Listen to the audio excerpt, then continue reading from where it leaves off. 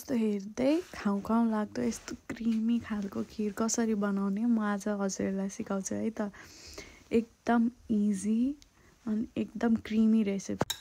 Hello everyone, थम्बनेलमा हेरेर थाहा भइसकेको छ होला तपाईँहरूलाई म के बनाउन गइरहेको छु भन्ने। यो घिउ हेर्नु न, यो मैले नै बनाएको घिउ हो, कस्तो राम्रो भएको छ। अनि अब घिउ तताउने, मजाले घिउ हालेर तताउने, कस्तो क्रिमी मिठो हुन्छ क्या घिउ हालेको पछि।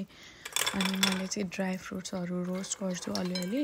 मलाई चाहिँ किसमिसहरू त्यस्तो धेरै थोक हालेको मन पर्दैन, त्यही भएर मैले काजु मात्रै हालेको छु।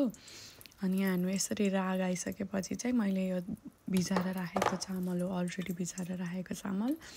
अब यो म एड गर्छु, यो चामल एड गर्छु।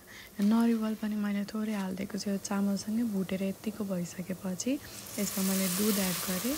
दुध चाहिँ यो 1 बट्टा र अर्को बट्टा नि एड गरेको, 2 लिटर दुध मैले एड गरेँ त्यति चामलमा।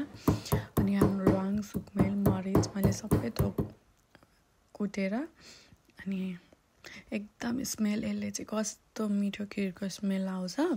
त्यही भएर यो चाहिँ एड गरेको राम्रो।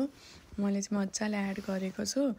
पछि चलाउँदा ओर्दा गरिसकेपछि खाँदा पनि एकदम स्मेल के त्यसको पाक्दै गएपछि राम्रो आउँछ। त्यही भएर मैले घिउ तिनीहरू चाहिँ एकदम लोभै नगरिकन हाल्नुहोस्। त्यसले नै हो क्या खिरको एकदम मिठो टेस्ट आउने। A few moments later. एकछिन क्या 2 मिनट्स उता हेरेको मेरो दुध उम्लेर पोकेर ध्वस्त भइसक्यो। मजाले उमालेर यतिको थिक भइसकेपछि चाहिँ मैले ड्राई फ्रुट्सहरू एड गरेँ, काजु एड गरेँ।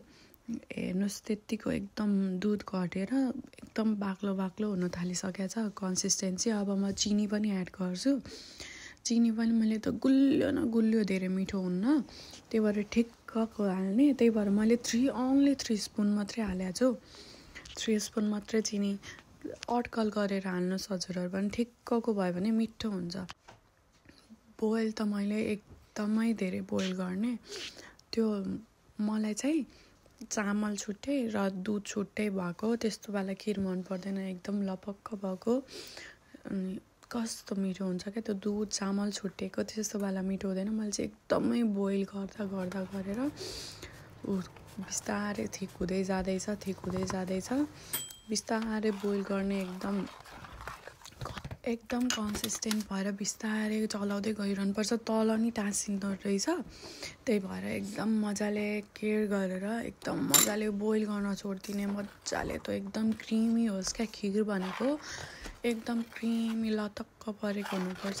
त्यही भएर उहाँ हेर्नुहोस् चलाउँदैछु नि म नि, तल टाँसिँदाखेरि टेस्ट राम्रो हुन्न, त्यही भएर एकदम चलाउँदै जाने। मेरो यतिको क्रिमी भइसकेको छ, मेरो चाहिँ एकदम क्रिमी भएर राम्रो भइसक्यो खिर होइन। त्यही नै हजुरहरूलाई यत्तिको मनपर्छ पातलो खालको जस्तो भने यतिकै खानुहोस्, अझै बाक्लो लतक्क परेको मनपर्छ भने अझै पकाउनुहोस्।